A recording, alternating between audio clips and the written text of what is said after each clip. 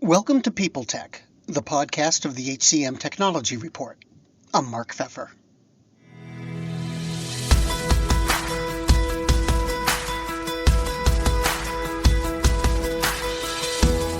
My guest today is Will Eadie, the Chief Revenue Officer at WorkJam. WorkJam connects front-end workers with a range of business systems with the idea of streamlining work and increasing engagement. It's no surprise then that Will spends a lot of time thinking about what frontline and deskless workers need and want from the technology they use every day. That's what we'll talk about on this edition of People Tech. Hey, Will. So to start, could you tell me briefly what WorkJam is? I mean, what you do and how you came to do it?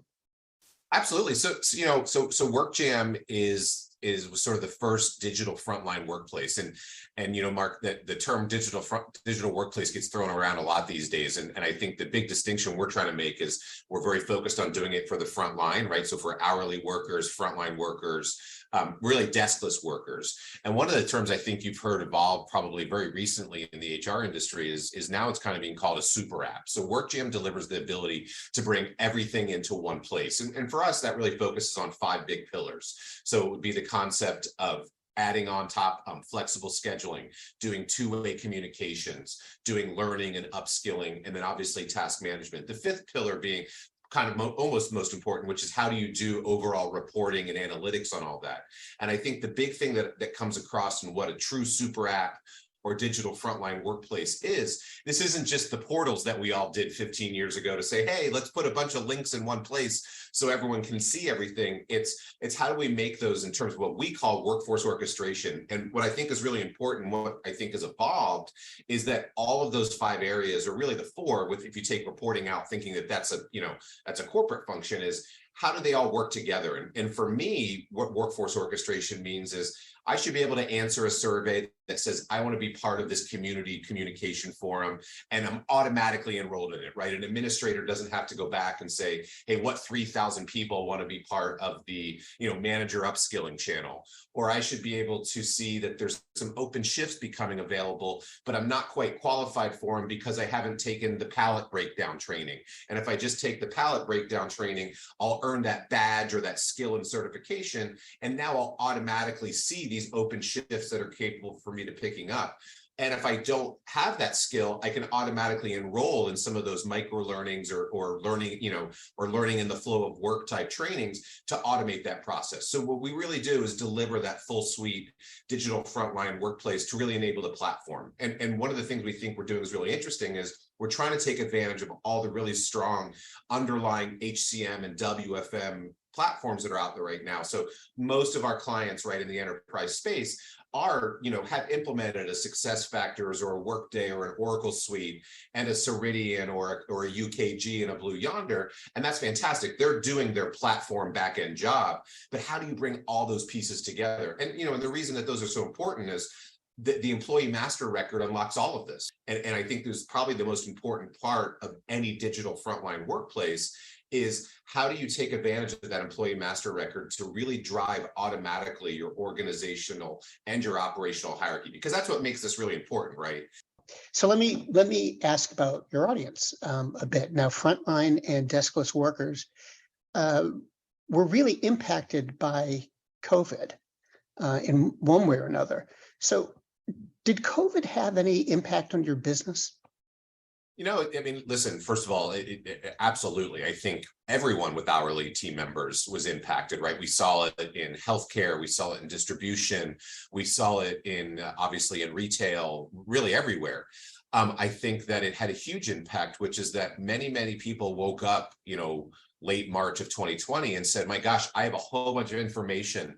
I have a whole bunch of tasks. I have a whole bunch of operational things that have to happen. And I have no way to get them into the hands of these frontline workers. I don't know how to tell them not to come in because we're closing. I don't know how to tell them this is what we're going to do with your benefits over the next 2 to 3 months, or here's the shifts we will have available, but we're moving away from our traditional schedules. So I think everyone sort of said, my gosh, we don't have a great way to connect to the front line except except with that location manager. So, you never want to say that something as terrible as what happened globally with COVID, was a boon to the industry. But I think what it did is it showed people holes in our processes, and it made things like a digital frontline workplace even more prevalent and important, because you had the companies that already had it in place that did really well. So I always like to give credit. Ulta Beauty is one of our customers, and they famously did an amazing job, not only communicating with their team several times a day about what was happening, but then on top of it, they were able to do like, hey, here's some training we need you to do as we reopen stores.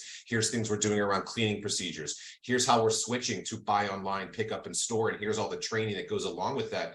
These are things that companies that weren't able to communicate at scale with their whole team or their whole universe struggled with, because traditionally what they were saying is, hey, manager, send some text messages out, try and communicate to people.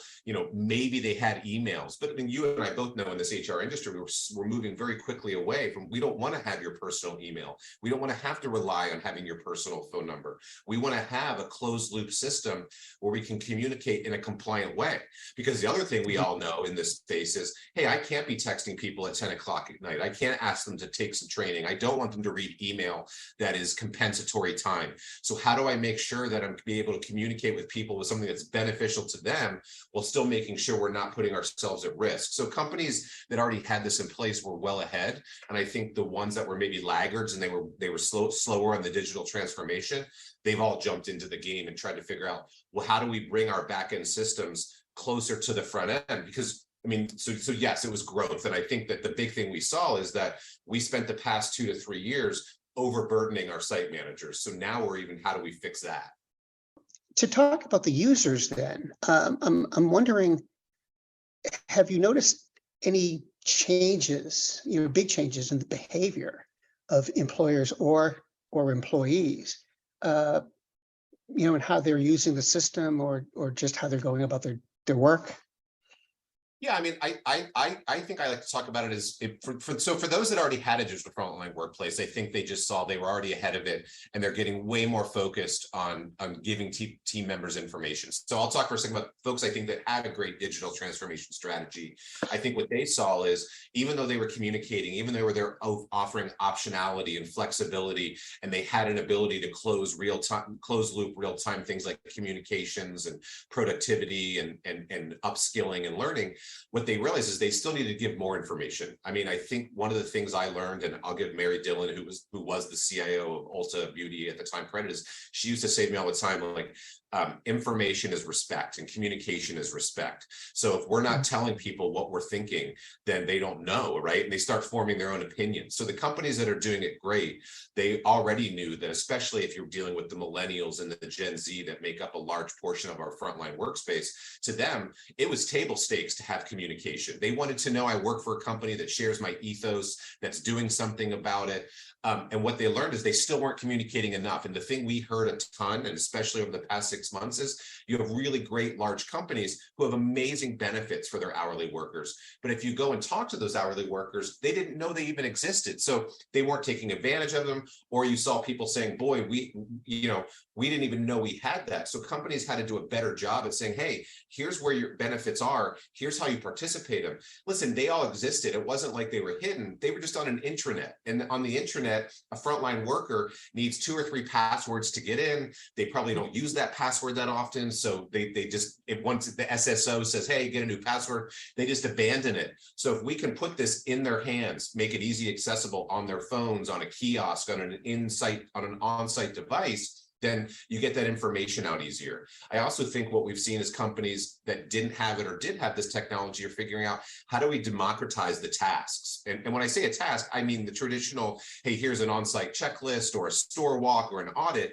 but also the task of saying, hey, the manager is basically the one that we were giving information to. We sent them an email on their back office computer and said, hey, tell all 45 people at your site this information by the end of the week.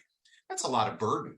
What if we were able to democratize that and let the manager know this information was coming, but take the information directly down to the front-time team member, whether it's about new policies, new benefits, new procedures, new cleaning, new trainings. It should go to everyone on the site so the manager doesn't become the single choke point to say, hey, make sure you see all these 45 people by the end of the week and tell them the information we want them to know. So by getting it into everyone's hands while still letting the manager be the strong operator that they are, that's become really important. When we talk about things like traditional tasks, right, that all fell on a manager. Here's the 52 things that have to happen at your site this week. Make sure you divvy those out to people. But if the manager had a day off, or if the manager didn't see someone, the manager likely was just saying, you know what, I'm just going to do these themselves. So again, you have managers reaching extreme burnout, where the companies that can say, hey, these are the 52 tasks that have to happen on site. Manager, we know you're a great operator. We know that that Mark is the only one that can do the front of the house checklist at the end of the day, but you can still assign it to him. So now you have the control of it. But what if you could go to your site and say, you know what, there's really 12 other people that are highly qualified to do this. I'm going to assign them that badge, or I'm going to ask them to take some training. And now the system can say, hey, you have 12 people on Monday that can do this test list. That's taking so much burden off the manager. Same thing for call-offs. I mean, I think the one thing we've learned, whenever I go, I'm lucky enough to get to do a lot of visits with our frontline managers. And Mark, you hear this all the time too, right? Time off requests or requests to swap in shifts, to change shifts. Listen, when someone comes to you on a Friday and says, hey, I need next Tuesday off. I know it's a time off request that a manager has to approve, but let's be honest. What managers tell me is that person's basically telling me they're not coming in on Tuesday. So you better have a way for them to try and swap the shift themselves, or a way for the manager not have to go back into their scheduling system and redo a whole schedule, but maybe broadcast that shift to everyone qualified to work it. So if we can take that from the hour to 2 hours it generally takes a manager to replace someone on a shift, automate the process and make it 5 minutes for the manager and then let the team do it, it's a huge unlock. So it's really, to me, this automation and this continuum of the orchestration of those 5 pillars I talked about at the beginning. Greetings from Evergreen Podcasts. We're rolling out a listener survey and we want to hear from you. The information in the survey will help us gather statistics and in turn make our shows more appealing to advertisers. I know most people don't like ads, but this is one of the only ways our shows make money and help keep their lights on. We promise it will only take a few minutes, but the impact on our podcasts will be tremendous. As a token of our appreciation, we'll randomly select one lucky participant each month to win an exclusive merchandise package from Evergreen Podcasts. Head to evergreenpodcast.com/listener survey to help a show and possibly get some free stuff for doing so. We can't thank you enough for the support. Now back to the show. So let me take a step back for a minute. I'm curious about what kind of impact do you think products like WorkJam, not only WorkJam, but your competitors too, what kind of impact do you think they have on the overall operation of a company, and does it tie to business results? Oh, I mean, I think it's got a huge business results, right? So, I mean, we kind of interesting enough, and happy to share this with you, Mark. So we just, about 5 years ago, we did what we call the total economic impact study with Forrester. So Forrester, we commissioned Forrester to do it. They went out and met with about 10 or 11 of our clients and really measured what this result was. And all in all, across all those different pillars, it really delivers around a 410% return on investment, because you're doing things like cutting manager time. You're giving people flexibility, so it's easier for you to meet shifts. Think about it, how hard it is for a lot of these customers still to this day to get labor into their sites. Well, if you can add flexibility, you get that labor. They don't leave, or it's easier to hire them. But just this past year in January, we did a second report, which was having Forrester go out and looking at a state of the digital frontline workforce. And I'll tell you, the customers that were ahead of the curve on communications, on flexible scheduling, on productivity, they were experiencing double-digit growth, where the laggards that hadn't figured out a way to do the digital transformation weren't seeing that growth. So you're seeing the ROI not just in taking dollars out of the operating expense, but actually delivering a large amount of dollars to the top line growth as well. So there's a really large ROI.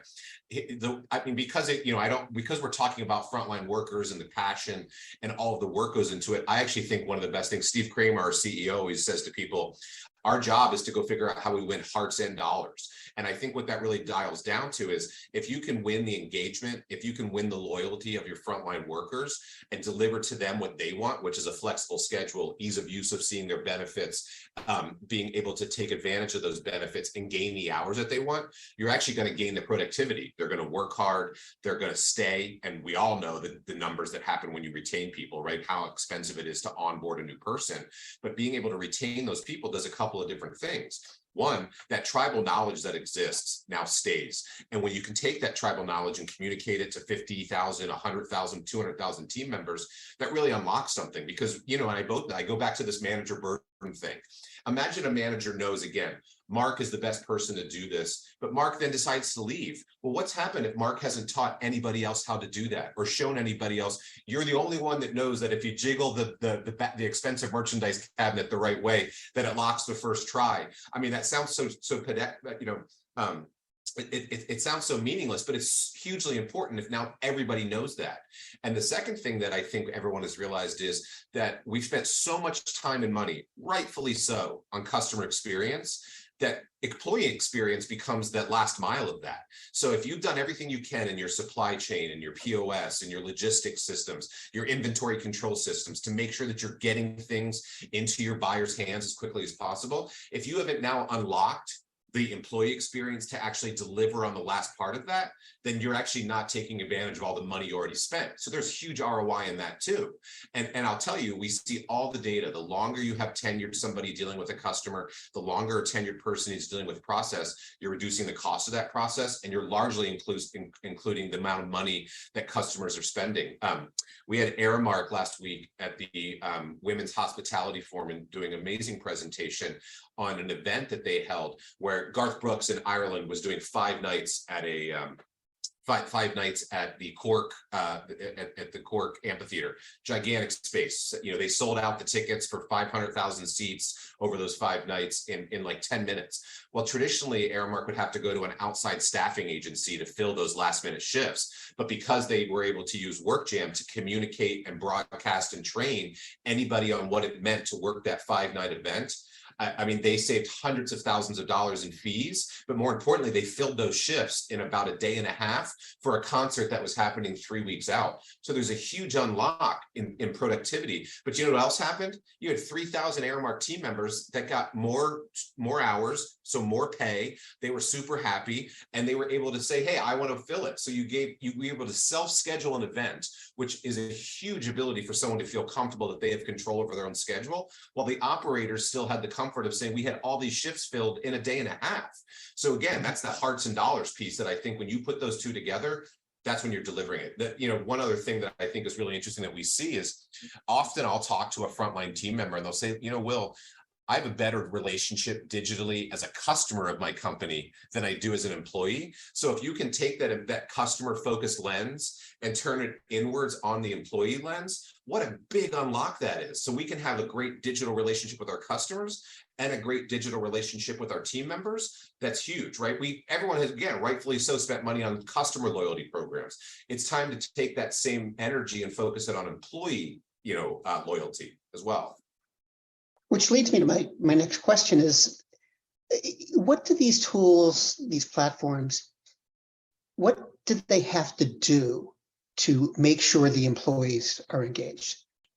Listen, it's a great question. And if you think about the whole point of a super app, it's how do I bring everything into one place? The other thing that came out of this Forrester study and some studies I've seen Gartner do is we're really asking our frontline team members, but especially managers, to go to 5 or 6 different apps. It's great that we've moved everything to this app economy and we're making it easier for everyone to interact with systems that traditionally headquarters or district managers or managers were interacting with.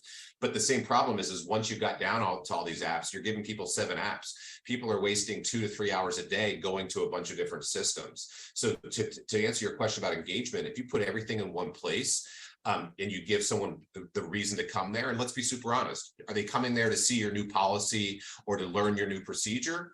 The great employees are, but most people are coming there to see what's important to them is what was my paycheck? What are my benefits? What is my schedule? How do I interact with my schedule? So if you bring them to a super app with that in mind, they're going to stay and do the procedural stuff, do the HR policy stuff, do the stuff that is important. So really well runs, we see an average of around 87% weekly active user engagement, which is super, super high, right? Traditional intranets or learning tools or comm tools are down in the 35% range. I mean, even Facebook is in the 45% weekly active users. So if you can get a company super app where people are interacting, it really delivers. Now, once you get them there, what's important to stay? Great content. And what is great content? It's hearing from your senior leadership about what they see coming. Your team members don't want to be disconnected from that C-suite. It's great that we're briefing Wall Street, but why aren't we briefing our team members? Hear what we see is coming for the quarter. So giving them what they want, giving them easy access to enrollments, to trainings, that's what's going to keep them there. And then it comes down to simple, great graphics, great content, using something as simple as, instead of just posting a static PDF, how do I turn it into a dynamic interactive PDF? How do I use a SCORM file or an XAPI file? How do I use something as simple as a GIF to tell a really quick message in a channel post so that everyone sees it and that it's interactive and fun? Those are sort of the high level pillars that I see being really useful. So, the economy seems like it's in flux right now. Business conditions seem in flux. The labor market seems in flux. So with all that said, what do you think is going to be the biggest challenge you face in the next few years? Listen, if I had the total answer to that, then I'd probably be daily on like a CNBC right now, Mark. No, I think what we're going to see is that, with what we've seen the economy doing, I think people are being cautious, and I would maybe almost say cautiously optimistic. I mean, if you look at, people are still having trouble hiring. So that's not an issue that's gone away over the past 3 years. Even as maybe people have a little bit of concern for what might happen in the next 6 months, they still need people. So the smart customers are focusing on, how do we keep the people we have? Because it's always easier to keep them than it is to find new people. But they still need to go out and source new talent. So I think having a tool where they say, hey, we're giving you flexibility when you come to work here. We have the benefits that you want. That's how they're managing that upside and that downside risk. By having a flexible digital workplace where you can do all of these different pieces, you're actually giving yourself a hedge against no matter what happens. If you have to keep people really, really quickly, you can do that. If you have to keep going forward with what you have, meaning someone says, hey, I know we were planning on hiring 10,000 people, let's not hire them. You can't just say, okay, great, let's just make all that labor that we thought we were going to spread across other people and have the current team do it. You have to offer the flexibility. So if we can switch from more of a part-time model to a full-time model, or switch from a full-time model to a part-time model, if you have that flexibility because you have the tools to offer that, that's what people are really focused on. I do think, not to be too Pollyanna, I do think people are seeing that, especially in retail, especially in distribution, and especially in healthcare, the demand for frontline workers and the services they're delivering, it's not going away. So if they want to continue to manage costs, but also grow revenue, they have to be able to make sure their frontline team is happy, is staying, and is equipped to handle whatever comes from a consumer confidence standpoint in the next 6 months. Will, thanks very much. It was great to see you again, and it was great to talk to you. And I really appreciate your taking the time to talk. No, this was great, Mark. Thank you much. Thanks for letting me philosophize for a little while this morning. Hey, always.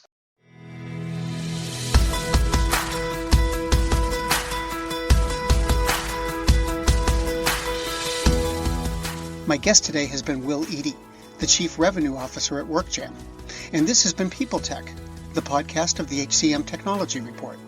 We're a publication of Recruiting Daily. We're also a part of Evergreen Podcasts. To see all of their programs, visit www.evergreenpodcast.com. And to keep up with HR technology, visit the HCM Technology Report every day. We're the most trusted source of news in the HR tech industry. Find us at www.hcmtechnologyreport.com.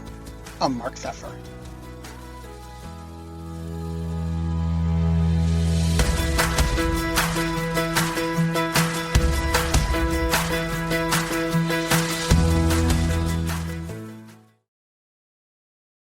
Do you love news about LinkedIn, Indeed, Google, and just about every other recruitment tech company out there? Hell yeah. I'm Chad. I'm Cheese. We're the Chad and Cheese Podcast. All the latest recruiting news and insights are on our show. Dripping in snark and attitude. Subscribe today wherever you listen to your podcasts. We out. Faith in the news media has been challenged, making it even harder to get stories told. The Friday Reporter podcast was created to help audiences better understand the media by hosting journalists who will answer the questions to which we need answers. Join me every Friday to hear more.